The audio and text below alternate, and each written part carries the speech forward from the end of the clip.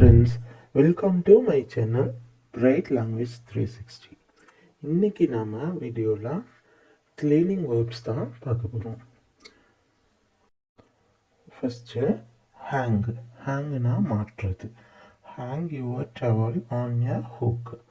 உன்னோட டவல் எடுத்து ஹேங்ல மாட்டு அப்படின்னு சொல்றாங்க. நெக்ஸ்ட் வந்து hang your coat on a hook. உன்னோட கோட் எடுத்து நெக்ஸ்ட்டு ஸ்வீப்.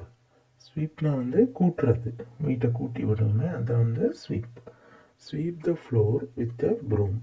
ப்ரூம்னா நம்ம விளக்குமாறு வச்சு வீட்டை கூட்டுவோமே அந்த விளக்குமாறு தான் வந்து broom. Sweep the floor everyday. வீட்டை வந்து தினமும் பெருக்கணும் அப்படின்னு சொல்லுவாங்க. மாப். மாப்னா வந்து தொடச்சி விடுவோம்ல, அதுக்கு தான் வந்து mop. Twice a month I mop the floor with soap and water. நான் வந்து மாதத்துக்கு 2 தடவை வாட்டரும் சோப்பும் போட்டு வீட்டை வந்து தொடச்சி விடுவேன் அப்படின்னு சொல்கிறாங்க. நெக்ஸ்ட் வந்து everyday I mop the kitchen. கிச்சன்னா வந்து சமையல் அறை. நான் வந்து டெய்லியும் கிச்சனை தொடச்சி விடுவேன் அப்படின்னு சொல்கிறாங்க. Next scrub. Scrub the walls down before painting. நம்ம இந்த செவுத்துல எல்லாம் வந்து கீழே செவுரு வந்து ரொம்ப அழுக்காக இருக்கும். அப்போ வந்து இந்த பேப்பர் மாதிரி ஒன்று வச்சு சொரன்னு ஸ்க்ரப் பண்ணுவாங்க. ஸ்க்ரப் பண்ணிவிட்டு அதுக்கப்புறமா பெயிண்ட்டு வந்து 2 கோட்டிங் அந்த மாதிரி அடிக்கும்போது அது வந்து பார்க்க அழகாக தெரியும். அதுதான் வந்து scrub. Scrub the walls down before painting.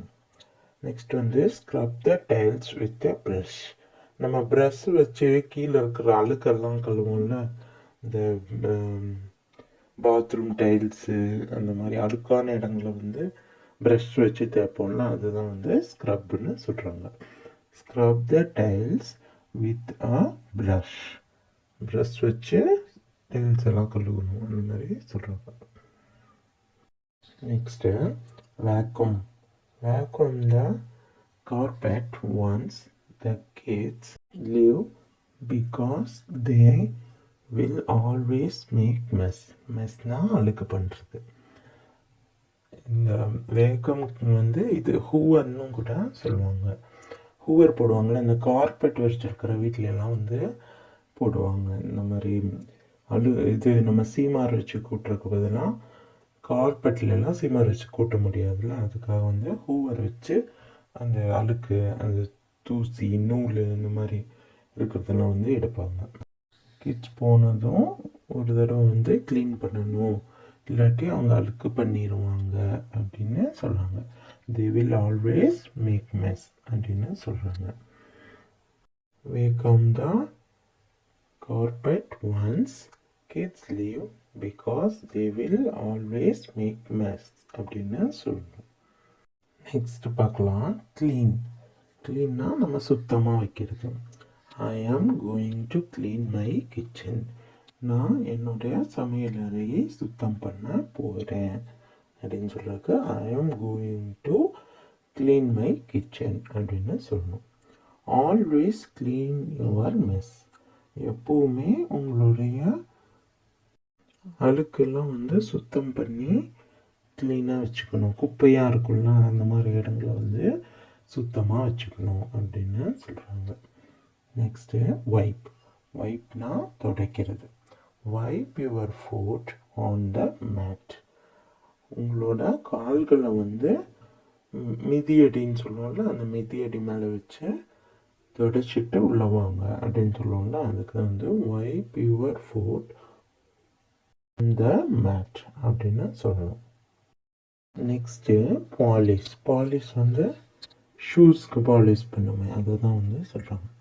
Polish your shoes with brush.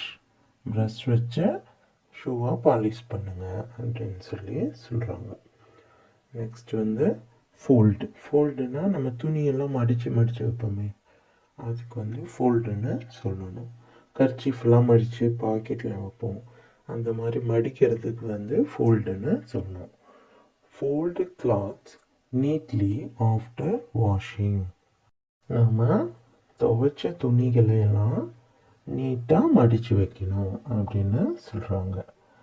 Fold clothes neatly after washing. துவைச்சதுக்கு அப்புறமா நீட்டாக மடித்து வைக்கணும் அப்படின்னு சொல்கிறாங்க. பார்க்கலாம்.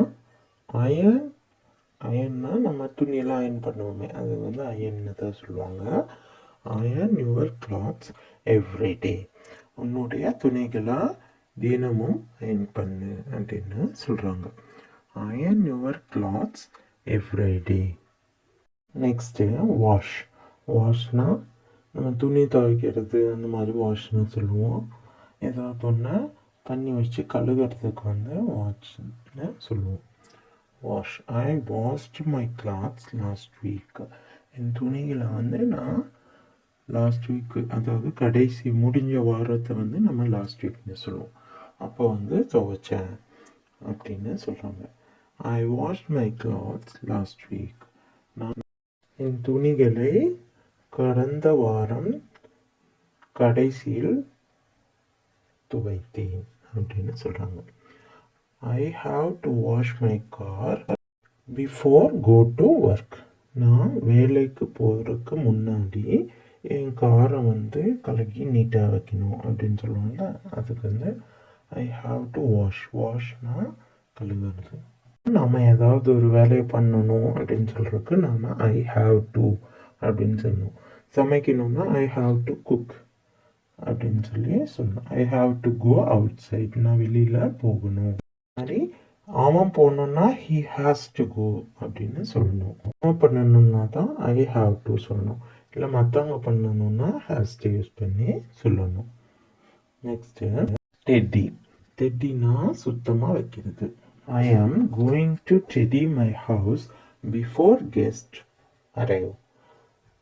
அதாவது நான் வந்து வீட்டை சுத்தம் பண்ண போகிறேன். என்னுடைய வீட்டுக்கு கெஸ்ட் வர்றாங்கள, கெஸ்ட் வர்றதுக்கு முன்னாடி. கெஸ்ட் வந்து சொந்தக்காரங்க, அரைவ் வந்து அவங்க வர்றது வந்து அரைவ்னு சொல்லுவாங்க. நம்ம கம்முன்னு கூட சொல்லிக்கலாம். பிஃபோர் கெஸ்ட் கம் அப்படின்னும் சொல்லிக்கலாம். I am going to tidy my house before guests come அப்படின்னு சொல்லணும். நெக்ஸ்ட் பார்க்கலாம். நெக்ஸ்ட் வந்து டஸ்ட். டஸ்ட்னா இந்த தூசியெல்லாம் தட்டுவோம்ல, அதுக்கு வந்து தூசிக்குமே வந்து டஸ்ட்டுன்னு தான் சொல்லணும். Don't forget to dust the selves when you clean the house. எப்போவுமே வந்து நீ வந்து மறந்துடாத, எப்போ வந்து வீட்டை க்ளீன் பண்ணாலும் இது டஸ்ட்டு, அதாவது தூசி தட்டுறதுக்கு வந்து மறந்துடாத அப்படின்னு சொல்கிறாங்க. Don't forget to dust the selves when you clean the house அப்படின்னு சொல்லணும். இந்த வாரம் ஃபுல்லாக நம்ம சேனலுக்கு நிறைய சப்ஸ்கிரைபர்ஸ் வந்திருக்காங்க.